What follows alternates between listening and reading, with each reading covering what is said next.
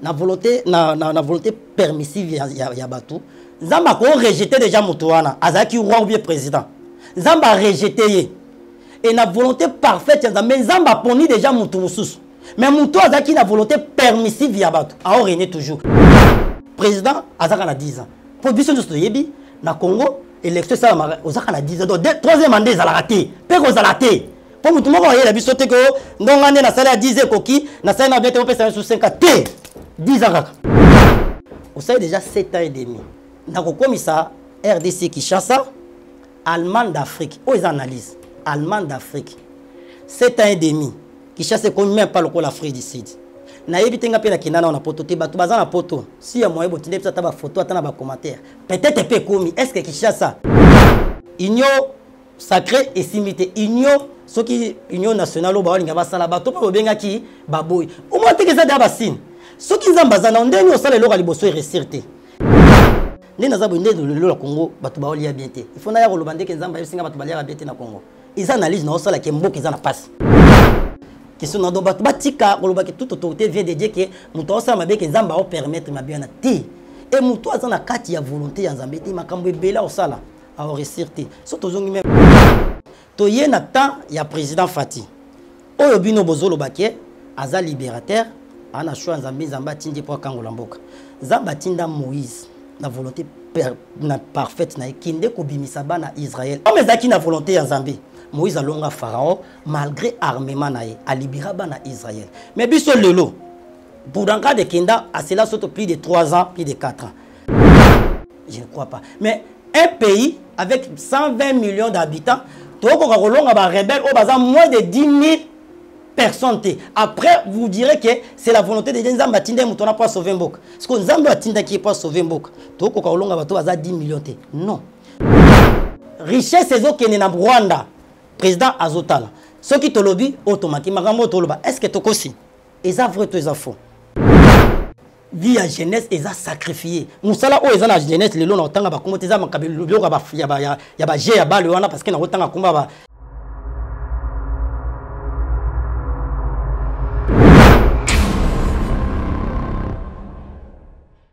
Troubles du système immunitaire, chute de tension, maux de tête, fatigue, perte de poids, frigidité et diarrhée. Dites adieu aux inconforts et retrouvez une nouvelle jeunesse avec une tasse de Maxi Bien-être au quotidien. Une solution bio composée de plantes traditionnelles, 100% naturelle et reconnue pour sa vertu. Une formule adaptée pour hommes et femmes. Depuis plus de 10 ans, le Maxi Bien-être Café renforce le système immunitaire, restaure la fatigue physique, améliore le sommeil, aide à stabiliser la tension et la glycémie, nettoie les reins, soulage l'hémorroïde et la constipation. Chez les hommes, le Maxi Bien-être restaure le dysfonctionnement sexuel, l'impuissance et l'éjaculation précoce. Maxi Bien-être est disponible partout dans le monde. Passez vos commandes sur www.maxibienêtre.com. Vérité et réalité, votre magazine, mesdames et messieurs, vous nous suivez sur Nouvelle Tendance Télévision. Culture d'excellence au rendez-vous, nous vous transmettons les salutations de la part de toute la grande équipe. Il a la prise de vue, c'est Corneille, assisté par Gédéon Loaé et la réalisation signée Jordan Panzo. C'est comme ça que nous allons travailler. Alors parlons de la fondation Ndele au cœur de la nation ainsi qu'à l'orphelinat Famille du Cœur Christ Rédempteur. À travers cette opération, vous êtes sensible au cri de détresse, vous voulez soutenir les orphelins, les veuves, les démunis. Pensez à cette structure et certainement, il y aura une mention spéciale de bénédiction qui sera à notre disposition. Alors, suivons et on se retrouve juste après. Bien-aimés dans le Seigneur, shalom. À vous qui ont un grand cœur, bino bao mitema nzamba pesa bino mitema malamu, mitema kusunga. Fondation Alendele na orphelinat Christ Rédempteur. Bana posa na bino, bana posa lisungi na bino, bano baboti bakenda, bano bazala moya kotanga te, bato bana besoin lisungi, bino bato wana mitema malamu, to wana posa ya lisungi na bino na orphelinat Christ Rédempteur, la kati fondation Alendele. Kanise loko. Eza yondolo bakie, ozanzambe ya bana bitike, yo mokolo bakie. Osungaka basi bakufela mibali pona nini pasi ya boye o nzambe. Ils ont besoin de vous, de votre pain, de votre bouteille d'eau, de votre soutien. Et ça serait une bénédiction pour vous et pour votre famille. Que Dieu vous bénisse. De retour sur ce plateau, vous avez le temps de nous suivre. Vous n'êtes pas encore abonné, allez vous abonner rapidement et cela c'est fait gratuitement. Comment ça se passe? Il suffit de toucher sur le bouton, c'est écrit en rouge, s'abonner. Touchez une fois, vous verrez une cloche. Allez sur la cloche, touchez sur la cloche, vous verrez 3 rubriques. Appuyez sur toute notification. Une fois touché, vous êtes compté parmi nos abonnés. Également, téléchargez nos 2 applications. Vous avez Nouvelle Tendance FM, notre radio, qui est sur Play Store. Et également, vous avez l'application qui est en train de réunir aujourd'hui les chaînes qui sont sur le bouquet de fibres optiques. Je crois que vous pouvez télécharger cette application et vous allez retrouver une Nouvelle Tendance télévision là, sur le point. Mais avant tout, nous allons dire un grand merci à Dieu qui a permis à ce que nous puissions être là, comptés parmi les vivants. Comme vous le savez, ceux qui sont aujourd'hui partis n'étaient pas peut-être mieux ou mauvais que nous, mais dis-moi, c'est juste une grâce que nous avons reçue de la part de Dieu, et comme on a toujours dit, comme étant une faveur non méritée. Mais Dieu a permis à ce que tous Allah n'a soufflé des vies les lots. Alors, nous allons prendre cette chanson tirée de l'album de la servante de Dieu, Maman Bonne Année, Solange. Alors, une très belle mélodie, bien sûr, qui va nous proposer la réalisation, certainement. Si vous aurez besoin d'avoir plus de détails, vous allez entrer sur sa chaîne YouTube. Et là, vous aurez quand même l'intégralité de son album. Alors, on dit merci à Dieu, on se retrouve juste après. Yahweh, Ozalina Bomo. Yahweh, Obongina Lokumu. Yahweh, Obongina Kemo. Yahweh, Yozali Zambi. Merci beaucoup. Je pense que depuis un certain temps, comme je vous ai toujours dit, vous savez, notre pays, c'est un pays potentiellement riche, un pays grand par sa taille. Mais aujourd'hui, on se le dise, une partie de la RDC a été prise en otage par le rebelle, bien sûr. Alors, je crois que parmi les pistes et solutions que nous essayons quand même de proposer aux gens, c'est ce que les Congolais, surtout, ont s'impliquer dans ma RDC, où il peut permettre que Moutou na Moutou aille comme même apport naie na Oitali bitumba tuzali ko kuta na ngona et surtout qu'ils ali injuste bande konabiso ba ba ko traverser ba temps ya ba passe o bazali komona ba ba na ko lekisa o nyon surtout ba atrocité, toutes sortes de violences. Et là nous disons non, puisque le Congo appartient aux Congolais. Aujourd'hui, on le reçoit encore une fois de plus. C'est un prophète des ministères, prophète Guélor Kassaï, qui n'est plus d'air à présenter. Homme de Dieu, bonjour et bienvenue. Bonjour, Papa Alain, merci beaucoup. Santé bonne. Oui, dans l'ensemble, les ambazo batela, tout ça malade. Tu te sens à l'aise dans la casquette, il y a la prophète, il y a opposition? Question à les téléspectateurs. Il y a quand même qu'on réponde. Bon. Aussi, ça tire à l'aise dans la casquette, toi. Casquette, il y a prophète, je me sens très à l'aise. On a des opposants. Ok. C'est que les gens vont confondre. On a des opposants. On a des mosali Nzambe au milieu du village, mais nazo lobaka vérité oyo Nzambe azotindanga na loba na ndenge tozotanga vérité ya makomi ya Nzambe, c'est tout. Naza opposant. Na yebanya tana politicien monté. Une parenthèse qu'on pourra peut-être ouvrir et puis non kango tout de suite là pour nazo moi temps et belité. Oui. Sur tout ce que vous exposez. Est-ce que surtout les messages Nzambe to mususpé ali analyse aux messages au baki si pena analyse na yo moko parce que au départ vous en avez humain. Donc nous avons toujours qui connaissait un peu de faire la part des choses. Mon tout ceux les Nzambe a le belaye, ceux qui ont la liku koma a le bakara na liku koma. Oui. Ceux qui Nzambe a l'ingé le message na prophète moko a na difficulté à langage. Et que les kaka kabongo. Et les gens, bah, ont un message kaka bongo. C'est que quelque part, ils ont une partie, il y a sentiment. Ima, ou il y a bima, n'empêchant pas que le message est à Nzambe. Mais côté sentiment, il y a qui bon motopé c'est ce que je pose comme question. est-ce na nyonso tozoloba ezaka ka message otie pa na Nzambe to mususu pe ezali message ko te pa na Nzambe mais ozali pe kopesa yango pe couleur mususu selon peut-être o makanisi na pe. En tout cas, merci beaucoup Papa Alain. Au tuningai question moko très important. État qui est prophète. Kolongola prophète naza moto. Donc c'est-à-dire ezana ba makamususu o nazoloba eza message o Nzambe alobelinga. Mususu ezali nazo sala analyse par rapport ya période oyo mboka ezolekisa. Et mususu nazo loba yango par rapport ya ba vérité biblique. Parce que biso ba chrétien ligne de conduite na biso so testament na biso eza Bible. Constitution na biso. Donc c'est-à-dire soki na moni makambo oyo ezosala na mboka eza contrairement na oyo Bible lobi la biso. Il faut na leka na comment dirais-je, c'est-à-dire na défendre yango. Donc nous sommes à prophétie. Nous sommes congolais. Nous avons fait analyse. Nous avons fait le Congo, il faut que nous ayons fait le Congo. Ils analysent nous sommes là qui na passe. Batuba souffrir. Ils analysent paix, ils ont vrai pour tout le monde. Nous sommes à prophétie. Merci beaucoup pour la précision et je pense que franchise vous allez émission na Otikoleka. Dernièrement, la toute dernière émission d'ailleurs, au Taosala, et mardi passé, Tomiki Kolanda, comment est-ce que les gens Meki ko juger la sens pas aller comme là maintenant yo oki kolobate que Fatiaza choix Nzambe te patati patata parce que choix Nzambe so lobi aza choix Nzambe te sengeli na rappeler pe o iba pe que Bible en monde zo que toute autorité vient des dieux. Oui. C'est-à-dire, et l'eau, comment ça va surtout, na pouvoir pour montrer ça établi. Na katia mokondia mboka, qu'on soit lourd de responsabilité, on a et qu'on les cas, qu'on échappe Nzambe te. C'est-à-dire qu'il faut la Nzambe yenda permettre et zala bongo. Réaction nos adini. Ok, merci beaucoup Papa Alain. Na mutuna otuninga pe bato balobi, ke na lobi président Aza choix Nzambe te na nyon sondenge zoleka.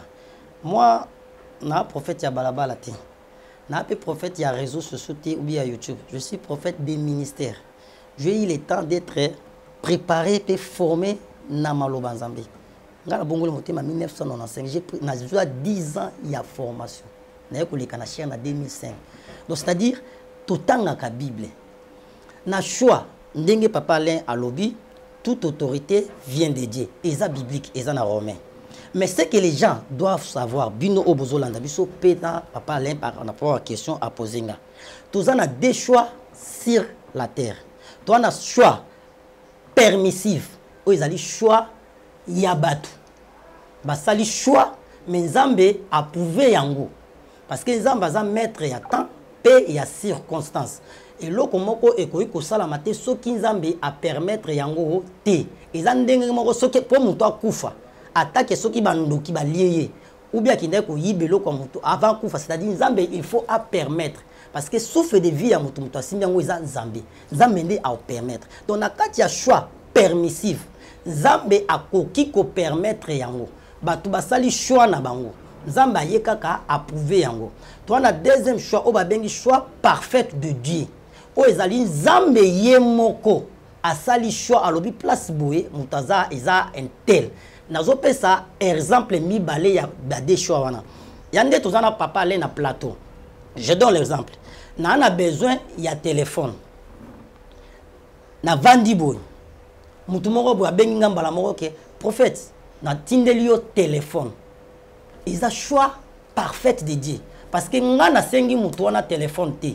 Nzambe ye moko na plan na ye parfait na asimbi motema ya mutu wana ayebi que je suis dans les besoins asimbi motema ya mutu wana apesinga téléphone na okumisa Nzambe na bi je ne m'attendais pas que mutu etela ko sunganga na deuxième choix permissif ya mutu na besoin ya téléphone na bengi exemple Papa Alain na bi Papa Alain na téléphone te okoki ko kabelanga téléphone Papa la kabelinga téléphone eza choix permissif, c'est-à-dire na sengi et Nzambe asimbi volonté Papa Alain, volonté permissive. OK. Na sengi Papa Alain, Nzambe a touché motema Papa Alain a pesinga téléphone. mais oyo ya liboso na choix na volonté parfaite ya Nzambe na senga ki papa alete papa le abenga maman du prophète na kabeli au téléphone na opesa ka par exemple et ça la mapene tito para na parcours ngana parce que moi j'aime pas que ça la par exemple ba di ya batum supo et cause avo fo na vanda pe ba mikosu na ndako na vandi je ne m'attendais pas na la mukaba na tongo papa le kombeni ah prophète oya émission ba to balimbisa oya émission soko ye ngamo na charge no ya transport même et ça la mape mingi oh papa la binga na émission je ne m'attendais pas na ye émission mais ya pe na ba émission mususu nga nepso papa len nazana makoki te même ya ko se déplacer pour na ya émission singa yaka zwa moto yaka na ndako nga na ofuta pourquoi pour nga na sengi yo mais oya liboso osala ki po na volonté na yo donc c'est soit tozana volonté permissive na volonté parfaite ya Nzambe même na Bible et salama tozwa deux différents ya ba roi premier roi en Israël le roi Saül lorsque bana Israël ba bimi na Égypte ba Israélite bazaki na ba roi te bato bazao kambamboka ezaki ba juge mais ezaki na ba nation mususu ezaki pembeni bazaki na ba roi et bana Israël baye ko senga Samuel papa le osunga biso so mo ezali tangela biso na 1 Samuel chapitre 8 les versets 5 à 7 oyo mona volonté permissive 1 Samuel chapitre 6 les versets 5 à 7 1 Samuel chapitre 6 8 chapitre 8 oui OK. Le verset 5 à 7. Chapitre 8, verset 5. À 7, oui.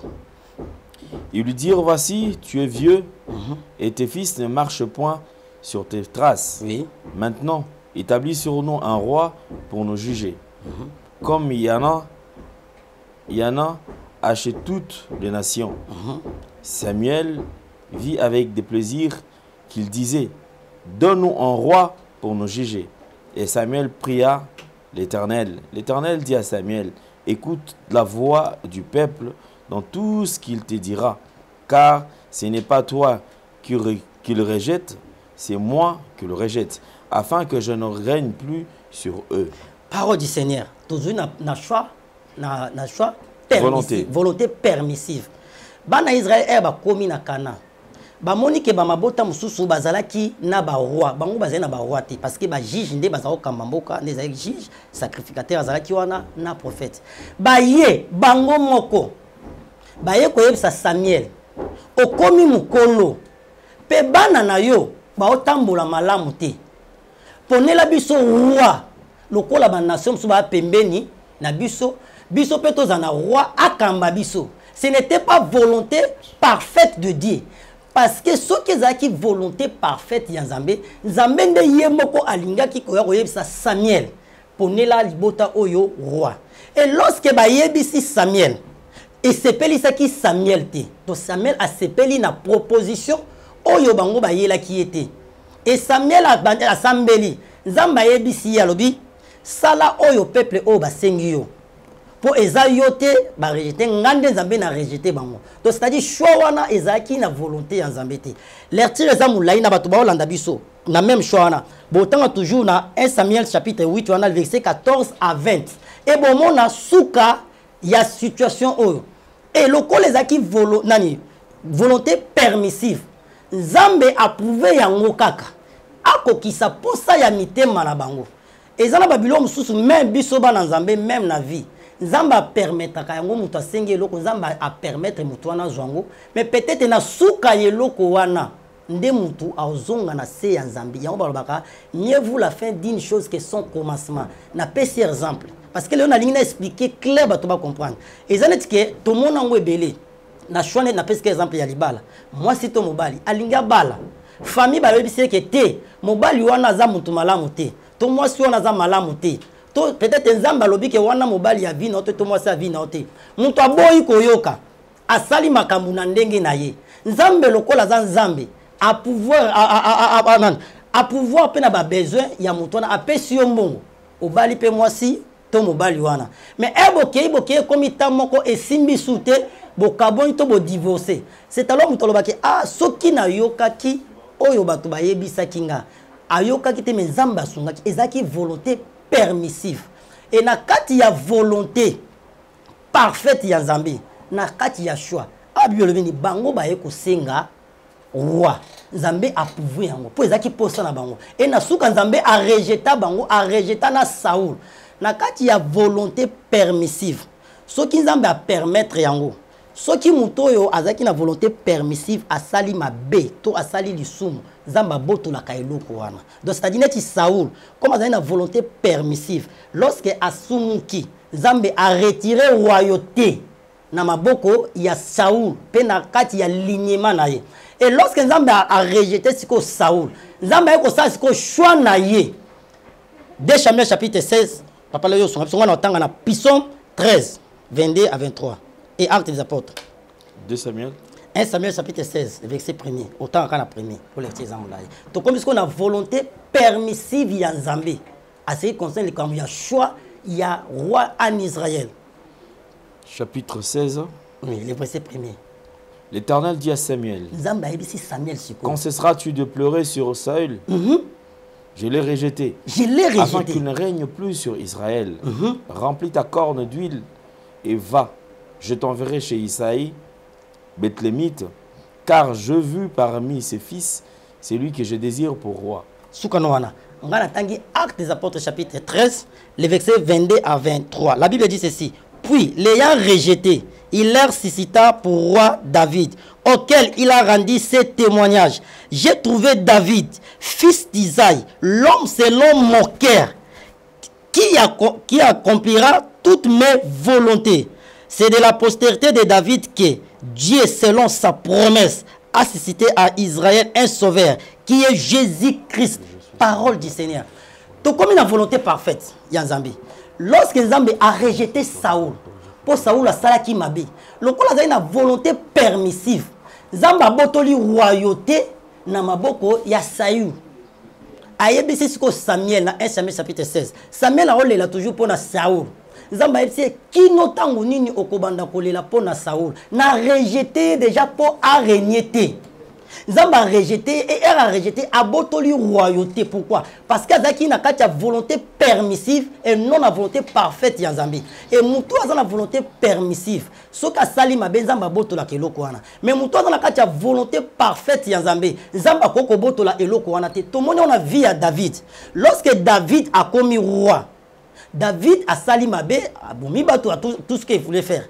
Nzamba yebisa David, alobi, les 7 royaumes, royauté, et kolongwaka na alignement na yote.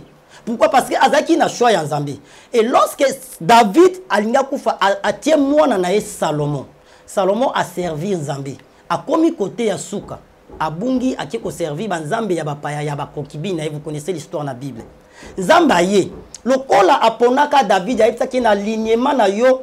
Roi akobimaka kaka malgré tout Salomon sali mabe Nzamba boyi koboto la royauté mais akaboli yango tandis que na Saül Nzamba boto la ki royauté apesi David mais na Salomon Nzamba ye akaboli royauté et ayepsi David obi nani sauveur akobima toujours na lignement na yo na Actes des Apôtres 13 tout temps même Jésus-Christ qui est notre sauveur abima na lignement il y a David.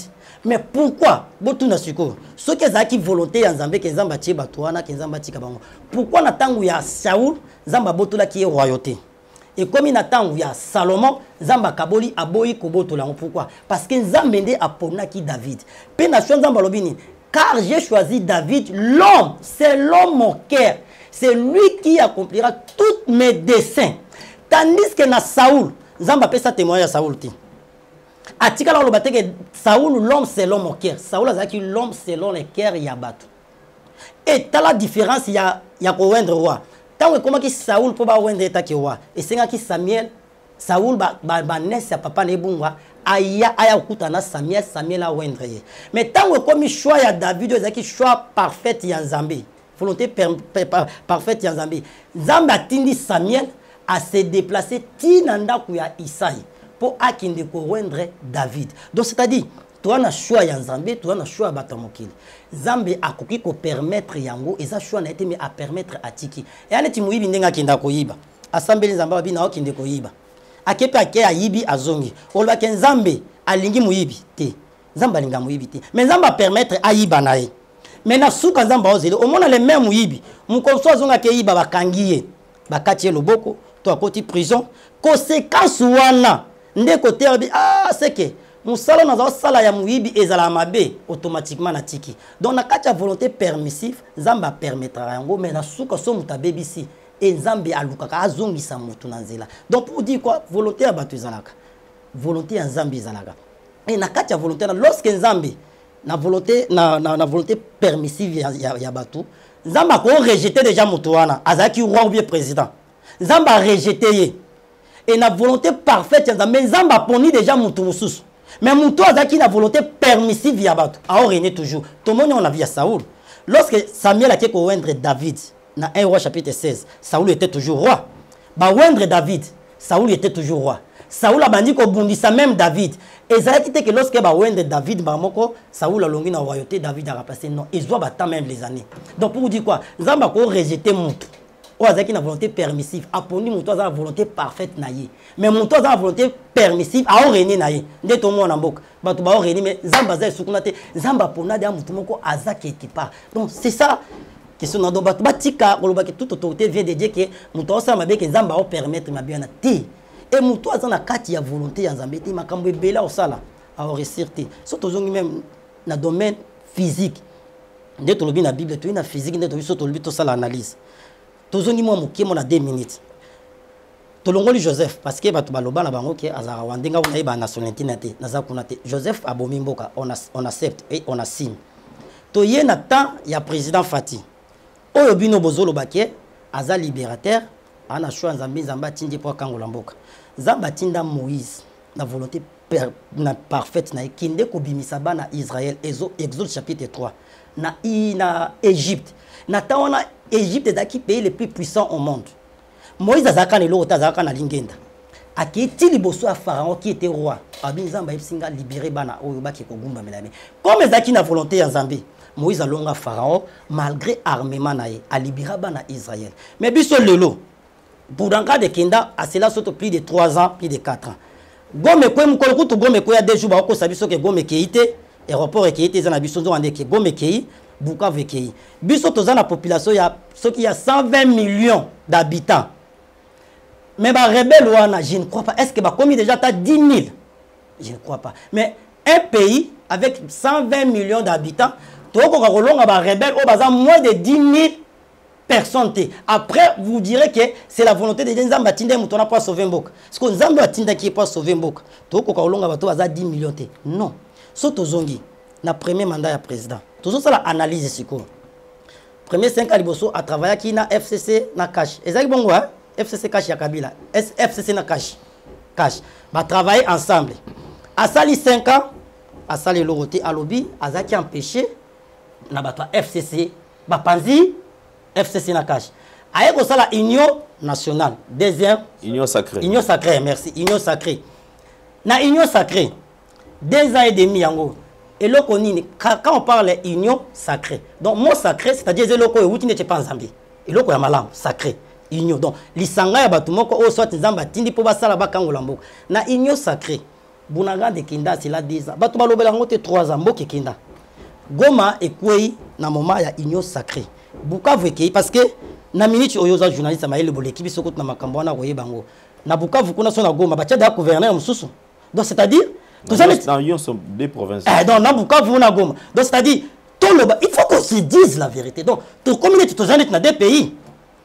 Parce que le gouvernement, on a gouverneur, et ça fait que bangote. Et ça va rebelle de bâtir. Donc, les rebelles, ils sont partis, ils sont biso to tika ina Kishasa. Donc, D.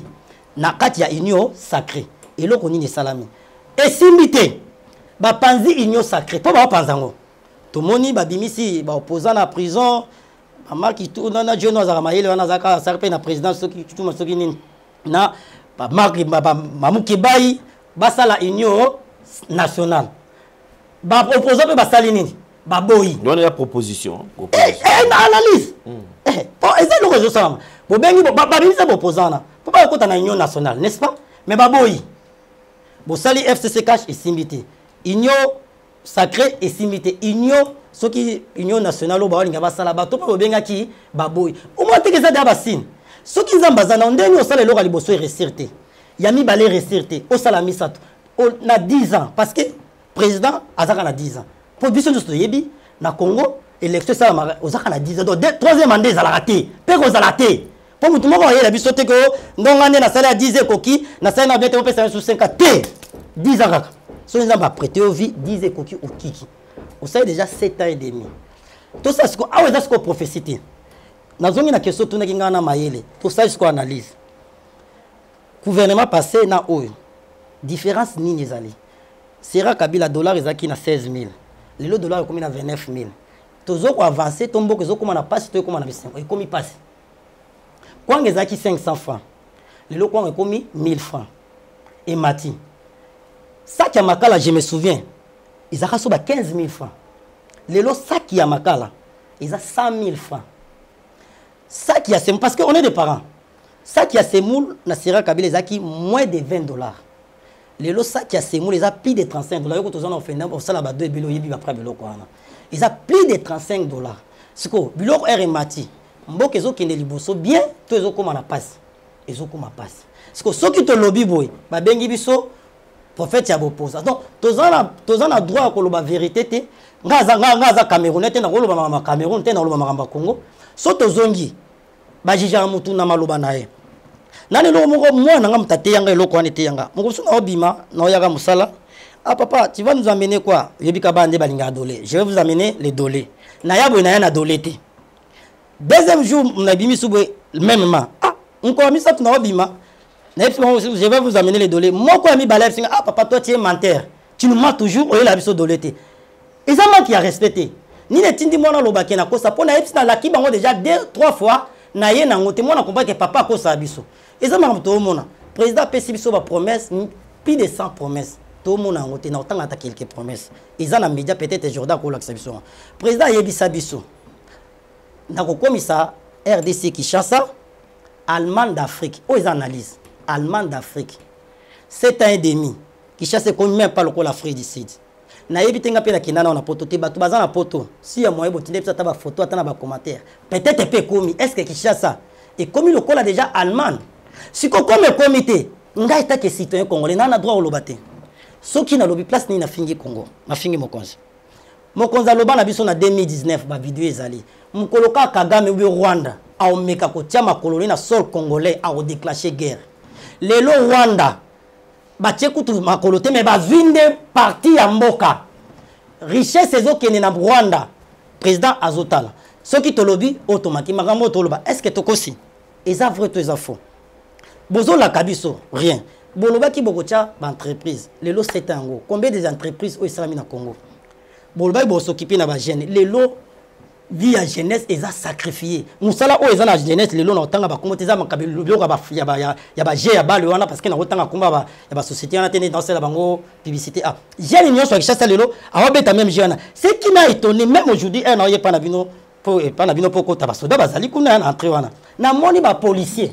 o ba garda bino wana liboso portail ya entrée na bino monene ba policier wana na ba papier ya je wana bale un officier est-ce que cela me donne na fingi bakonzi est-ce que un officier ko beta ba biloko wana ba beta jeu d'hasard oui pourquoi ba beta ngo parce que payer ça na passe bazo beta lelo tous les jeunes tango la kisa somona on sala na beta tikela ba tu ne penses pas que ba web ça ba web so qui noté tout ça na ba entreprise autosali et nani ya montage ya ba transco ezali awa ozui usine ya Pepsi ba tiango awa Pepsi na minéraliser biso ba pesi na nombre des Congolais au bazala engagé kuna ba weso ba projet ba tilégé le pesa onyoso ba 145 territoires ba websa yo qui a plusieurs réalisations et ça à ma place wana mais sur base de quoi yo ozo fanda ka ko bi que noté que en tout cas contenu à oyo et là que ça que non président de la République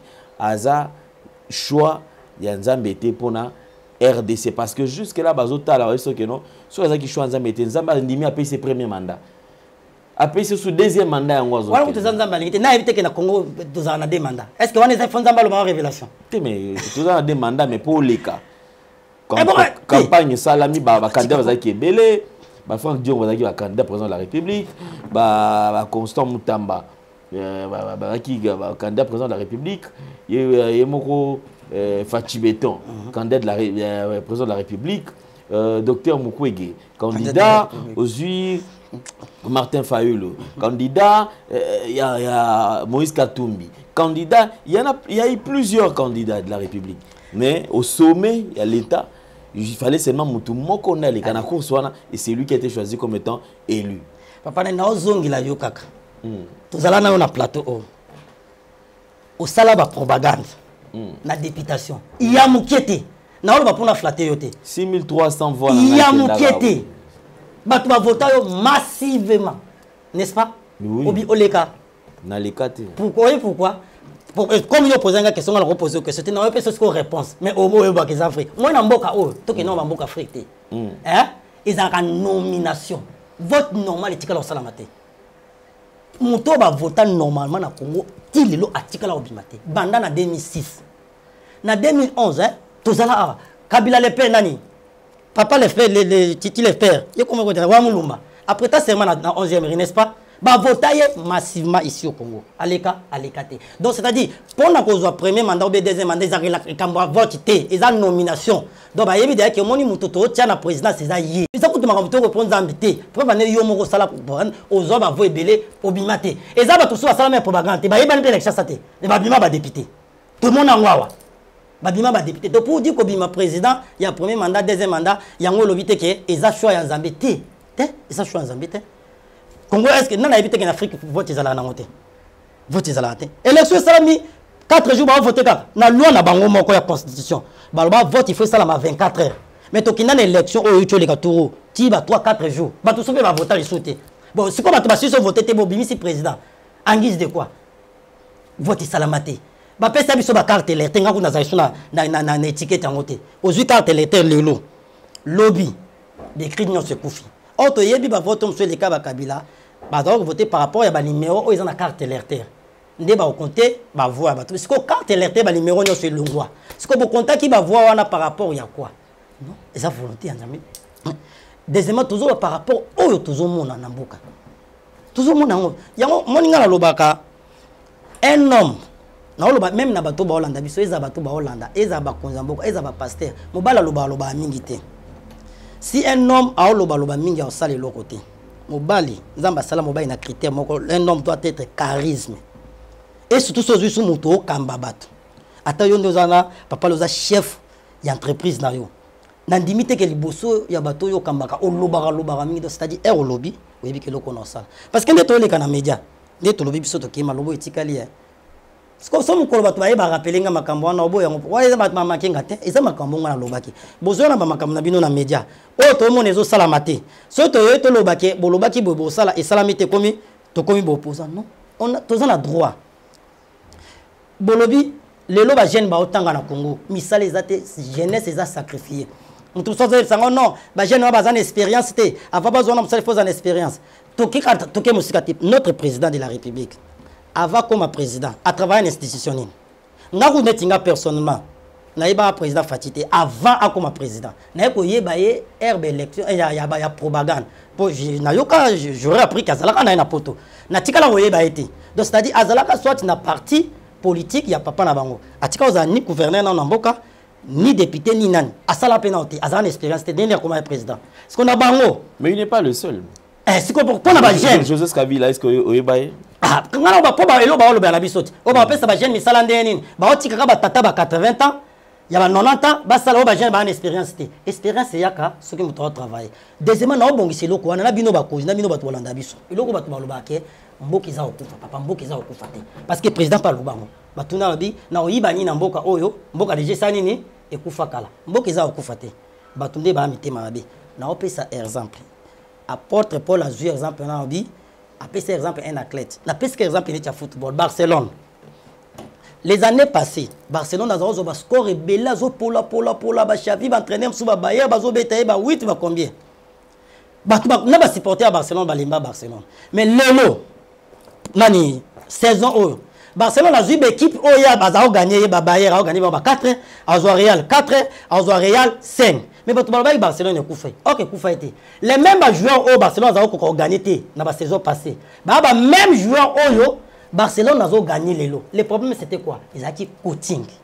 Donc c'est-à-dire, Mouton a entraîné Barcelone, a coca té. Et ba pesi bango entraîneur o azana capacité ya okamba bango yango mo ba résultat changer mboka eza okufa te mboka eza bien eza nde bato ba okamba biso ba lingi biso te ba faire souffrir biso ba mindele ba longa poto ba yo iba na mboka o après bolo ba mboka okufi bango nyonso ba kota la pouvoir bazana mbongo te mais lo bazana ba immeuble eza na ba poto na ba Belgique to Hollande ba osomba ba immeuble parce que mbongo okufa mboka okufa ba mbongo na ba osomba kuna biloko na ba ozwa ngwabi ba tie mboka okufa au tien moi na bureau j'aurais appris que salaire ya moi na neza so $50,000 mboko ekufa ba futa mutu $50,000 député aux $30,000 na so na ndeko na France c'est le mensonge qu'on a avant député aux plus de $20,000 et ça le coûtait to ba salaire na bango oui to ba salaire mais en Europe un président de France a moins de $20,000 oui yo to yebi biloko na olekanga omoni c'est comme mboko ekufa mbongo na ba futa ba to izo o bango ba lia ba otambola ba oriner utapi.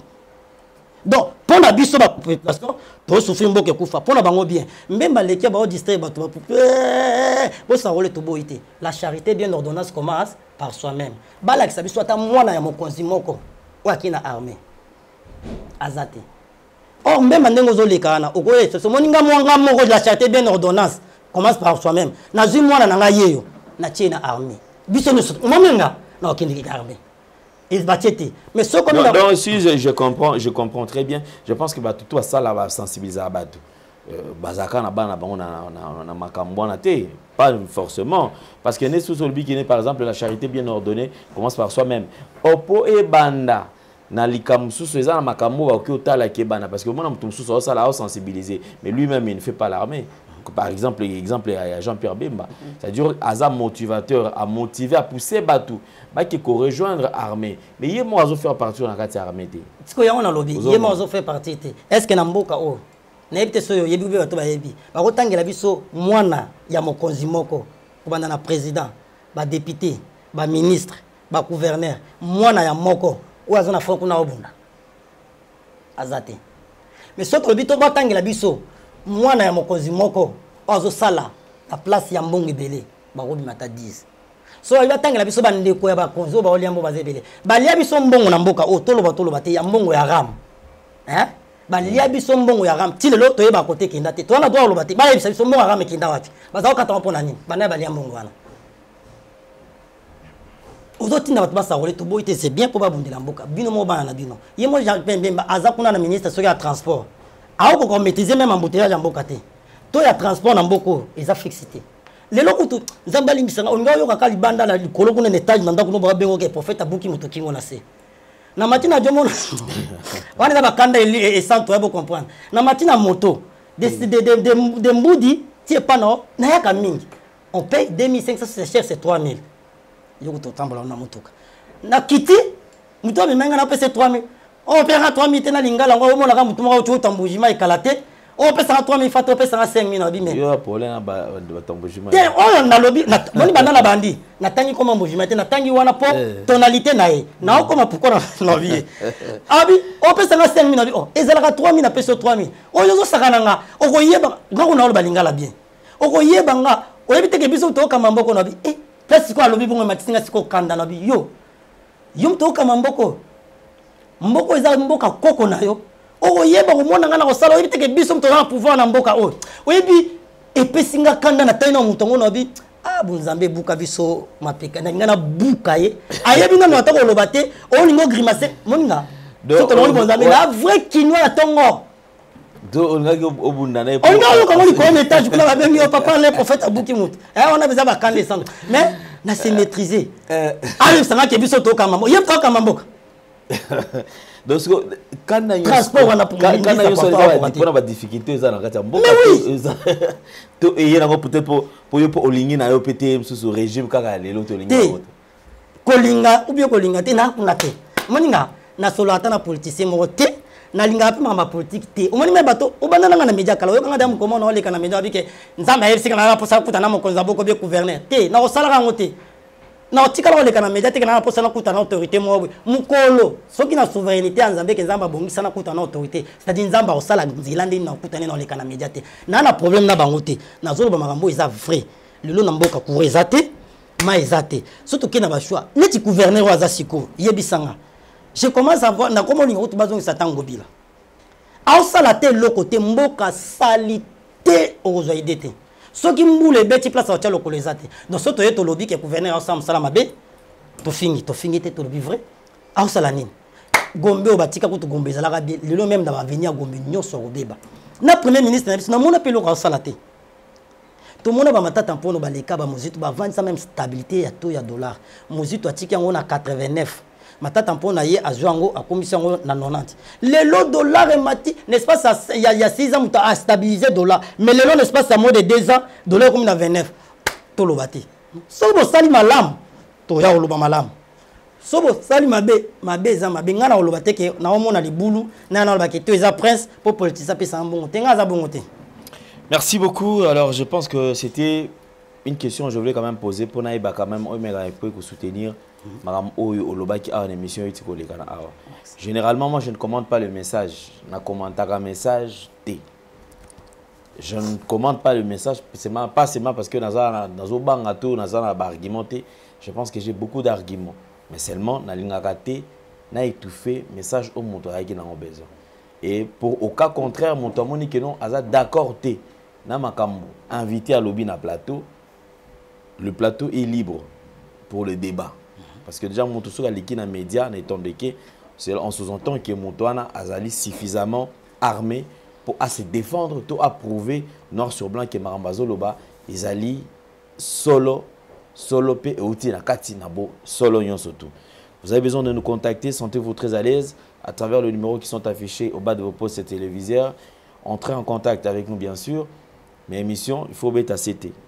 Émissions, ils allaient refaire. Moi, mes émissions, ils allaient refaire. Donc pour Oya Awa, et Seigneur Ozala en contact dans le numéro Nabiso. Après dans le numéro Nabiso, au côté d'un service commercial. La commercial qu'on va payer ça pour les canaux plateau, tout fan d'angana yo et tout solo là. Et Sengi autant. Yo fouti, ba pesio, réussi na yo. Oye, au présentateur. Moi, je ne ferai que le présentateur. Na oya car na plateau. Notre bureau na la télé mi to andi émission to okani to sololi to sali émission to ce que lui a parce que ba tebeli ba benga vacances que non ne ba le karabo ba le karo fele nga le xar moto felete à moins qu'il y a un besoin ne to sengi que non urgence to bengaye aya au cas contraire to bilexa batuté. Merci beaucoup Nabino Sobozola Nabiso. On va laisser quand même quelques temps la prophète Gaylor qui va encore beaucoup plus nous motiver. Nous allons nous retrouver très prochainement. Merci. Bien-aimés dans le Seigneur, Nzambe a pambola bino, Nzambe a zongi sebele, na bino bozui soli baku malamu ya kolanda biso peta na bino. Tolingi toleka na exhortation na biso et par la grâce de Dieu tokoloba oyo Nzambe atie biso na motema to partager na yo. Thème na biso tolingi toloba lelo ezali les bénéfices de l'alliance. Les bénéfices des alliances. Pourquoi les bénéfices des alliances? J'aimerais décortiquer un peu l'alliance. Nous avons deux sortes d'alliances. Tu as une alliance au Mutu Asali na Satan. Tu as une alliance au Mutu Asali na Nzambe. Et tu as une alliance au Mutu Asali na Mutu Oyo Azana Nzambe. Donc c'est-à-dire mosali nzambe moko aza na alliance na nzambe ya malamu et mutu mususu aye kusangana na alliance wana. Tous les alliances wana eza na processus ndenge salamaka. Et alliance na Satan et salamaka pe ndenge nini eza ba ndenge belé. Au mona ba famille mususu. Peut-être koko to papa to maman. Asalaka alliance moko na Satan. To asalaka alliance mona nganga to nandoki a sacrifier génération na yenyonso akoloba moninga na génération nanga na alliance na sali na Satan na sacrifier mabala na bango nyonso musoko ba na sacrifier bozui na bango nyonso musoko ba na sacrifier mayele ya génération nyonso musoko loba ke na alliance na sali na sacrifier mabota ba robota na difficulté problème ya stérilité musoko ba na sacrifier na tie malade ils alliance mutasali na Satan a sacrifier toute une génération ils appellent babiloko ezo salama mingi na ba vie ya bato ils appellent alliance o mutasali na Nzambe o Nzambe azo veiller na alliance na ye à chaque fois mutuana to bana ya mutuana ba ozana problème so ba beleli Nzambe ya alliance ya papa na bango Nzambe akose souvenir na bango eza lokola nzambe asalaki alliance na Abraham. Abraham aki asali na Isaac, aye asali na Jacob, et lelo les 12 tribus d'Israël. Et lelo bana Israël ba bénéficier na alliance oyo nzambe asala na koko na bango qui était Abraham. Et nous aussi en Afrique, nous avons aussi nos familles, nos ancêtres, nos parents, nos arrière-parents. Ba salaka pe ba alliance musu peut-être na Satan. Ba sacrifier makambu ebele. Natangina makomi na Nzambe, les bénéfices de l'alliance, nous sommes dans le livre de 1 Samuel et chapitre 20, les versets 14 à 17. La Bible dit ceci, 1 Samuel chapitre 20, les versets 14 à 17. Si je dois vivre encore, veille envers moi de la bonté de l'Éternel. Et si je meurs, ne retire jamais ta bonté envers ma maison. Pas même lorsque l'Éternel retranchira chacun des ennemis de David de dessous la face de l'Éternel. 16. Car Jonathan a fait alliance avec la maison de David. Que l'Éternel tire vengeance des ennemis de David. Jonathan prostère encore auprès de David de son affection pour lui, car il l'aimait comme son âme. On continue maman autant pour nous expliquer toujours dans 1 Samuel chapitre. Voilà, 2 Samuel chapitre 9. Après, pour tout les bénéfices des alliances. Comme tant ils ont moqué, Nathan Mamope, Nako, expliqué Yango 2 Samuel chapitre 9, les versets 1er à 9. David dit, restait-il encore quelqu'un de la maison de Saoul pour que je lui fasse du bien à cause de Jonathan? Il y avait un serviteur de la maison de Saoul, nommé Siba, que l'on fit venir auprès de David. Le roi lui dit, as-tu Siba? Il répondit, ton serviteur. Le roi dit, y a-t-il plus personne de la maison de Saoul pour que j'y vers lui de la bonté de Dieu? Et Siba répondit au roi, il y a encore un fils de Jonathan, perclé des pieds. Le roi lui dit, où est-il? Et Siba répondit au roi, il est dans la maison de Maki, fils d'Amiel, à Lodéba. Le roi David l'envoya chercher dans la maison de Maki, fils d'Amiel, à Mephibosheth. 6. Et Mephibosheth, fils de Jonathan, fils de Saoul, vint auprès de David, tomba sur sa face et se prosterna. David dit, Mephibosheth. Et il répondit, mais voici ton serviteur. David lui dit, ne crains rien, car je vais te faire du bien à cause de Jonathan ton père. Je te rendrai tout les restes de Saoul ton père, et tu mangeras aujourd'hui à ma table. Parole du Seigneur. Les bénéfices des alliances. Automoni, lorsque Nzambe a rejeté Saoul, a poni David, Saoul azaki na bana na kati ya bana Saoul, moko komoni zaki Jonathan. Et Jonathan avait compris que Nzambe a rejeté déjà papa na Saoul, Nzambe azana soute, mais Nzambe azana David. Et Jonathan a eu la alliance na David, na Nzambe ya David, parce qu'il y a que David yazana Nzambe. Si David, ceux qui n'ont toujours envie kobosa na ngate, parce que Jonathan croyait dans Nzambe ya David, yango akene ko sala alliance na ye. Abipe ceux qui pe na kufi kobosa na ndaku na ngate. Et Jonathan a kufa. Netobi les bénéfices des alliances. Et alliance o muto sali na Nzambe, to o muto sali na Satan. Batu bazaka ba bénéficiaire nango eza bana. Ba génération ezo ya na sima. Tout comme na mabe to na malamu. So sali alliance na Satan bana na onde ba souffrir ba ko hériter makambo mabe. So sali na Nzambe ba ko bénéficier. Et David a commis roi. Oh en Israël na époque wana na cour royale. Muto yazana défaut corporel donc un infirme akoki kokota na cour royale ti. Et Jonathan akufa. David a eko se souvenir na alliance ya salaka na Jonathan. Abengi mosali moko. Abi eske na ndako ya Saoul azata na mutu moko te na olinga na sala ebolamu à cause ya Jonathan, à cause ya alliance na salaka na Jonathan. Jonathan asunga David lorsque Saoul azaki koluka e po bomaye. Jonathan a épargné David na makambo ebele. Et Sheba yebisi David ezana mwana ya Jonathan moko na kombo ya Mephibosheth.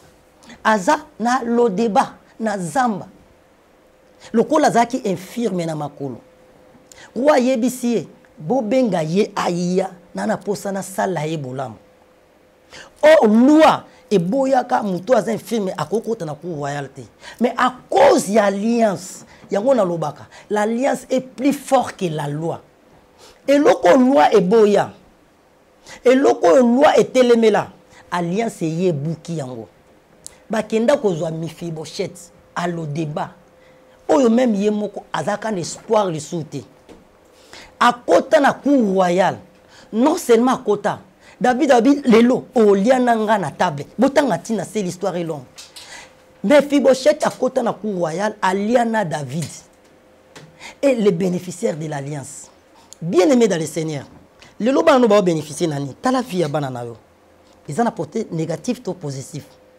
alliance nini famille na bino basala ndeko moko abengi biso to sambeli to consulter Nzambe to mona ke papa na bango asala alliance na diable a sacrifier mabala bana na nyonso aloba bana nga ba obala te ba divorce ba yaka to vanda ba ko sente to sambeli Nzamba kangolier eza ba to so ba sala alliance na sata okota na ndaku ya nganga otikelo moko mutu nyonso akinda osimba kisi akina na ndaku ya nganga akinda ko sala alliance na le diable sans le savoir. Lelo peut-être au botate, au longola bazemi. Au sala alliance na Satan, au sacrifier makila. Est-ce que yebi alliance ou anandingi zoganga na vina? Et ça batum sous même batum ba benga mabasala nzambe Matthieu chapitre 7 verset 21. Tout ce qui me dit Seigneur Seigneur n'entre pas dans le royaume des cieux. C'est le ce qui fait la volonté de Dieu. Et ça pena basali ya Satan. Au ba bimba au nom de Dieu. Bazana ba alliance na mo. Peut-être kota na contact na ye. Peut-être asambela pepo na yo. Mais lelo makambo ezo simbate. Makambo bana no ezo simbate. Okota ndako ngangati. Au consultant nani et aussi longtemps alliance ya molili wana ezali ou ya sacrifice ya Satan au komona bolamu na Nzambe te banu ba mona te il faut que briser alliance wana mabe et au sala siko alliance ya malamu na Nzambe pour que même si yo zate lokola Jonathan bana na yo ba bénéficier au mona te ndeka yo yebi Nzambe osambela mais bana no via mabe témoignage à nous ma biba tu vas mais papa la bon maman la bon ba sala Nzambe ba chrétien mais ba non deni et ça ba alliance ba réclamation ba alliance il faut ba briser ba alliance wana au ça l'alliance ya sikana Nzambe pourquoi makamno ezo simbate oyebi alliance ni salama na famille oza oyebi alliance ni salama na muto yozo s'associer na ye nous sommes presque à la fin si Dieu t'a parlé mon numéro c'est plus 243 85 41 59 230 chez moi ceux qui mutabenga to banana consultation prophétique toyeba origine toyeba alliance ni nyaza nango aobala tazo bota ta aosalate et to consulter Nzambe après consultation prophétique to sambela ce qui peut oza na posa o briser alliance ya mabe o sala alliance ya sika on va te montrer comment alliance est salamara comment ba briser alliance ya mabe pe comment ba sala alliance na Nzambe on est là on est disponible pour vous aider dans la prière na orientation et to laisser communiquer to les cas qui tourbique les samedis toujours qui l'hôpital ko bimisa batu ya maladie na pesa qui témoignage j'étais à l'hôpital avec mon fils mokona bimisa na moni batu bazo souffrir batu ba olela batu musuba kangi bango pona ba $20 ba $30 to sala ki to ko za nango to bimisi batu et to lança qui communiquer na ipsa bango les samedis les 29 na ozunga na mukina ozango na sunga bande ko mususu peto bimisa batu mususu yango to lancer communiquer na yumuta motema malamu soko lingo contribuer obimisa ta malade moko en hôpital binga biso le dieu de la Bible a ozanga opambola ote zalata lokola Tabita Dorcas atonga bilamba pona ba veve et eganga esala ke Tabita kufi azonga vie numéro ezana osunga ta mutu moko malade atana secret atana muki $1 abima to hôpital so lingi image on va prendre les images on va vous montrer binga biso to kende samedi donc to na journal lelo na lobby benga biso moke opesa to contribuer na bandeko wana Nzambe apambola bino mon numéro c'est plus 243 85 41 59 230 na fingi mutute j'ai dit la vérité et j'ai demandé aussi dans bino bozolanda biso bo sambela pe pour na biso parce que nous sommes les objets il y a menace d'une manière ou d'une autre mais toutefois dans le bango que la volonté de Dieu soit faite soit le lobo qui prophète gelo akufi c'est-à-dire Nzamba permettre yango soit Nzamba permettre que na akufa c'est-à-dire Nzamba permettre que c'est que mission na ngisili. Donc, ceux qui nous permettent de faire son monsieur, j'ai vivre. Zambi apambola bino, benga biso comment toko répondre. Merci Banakin, Bana monde entier. Merci bien-être. suka na café eloko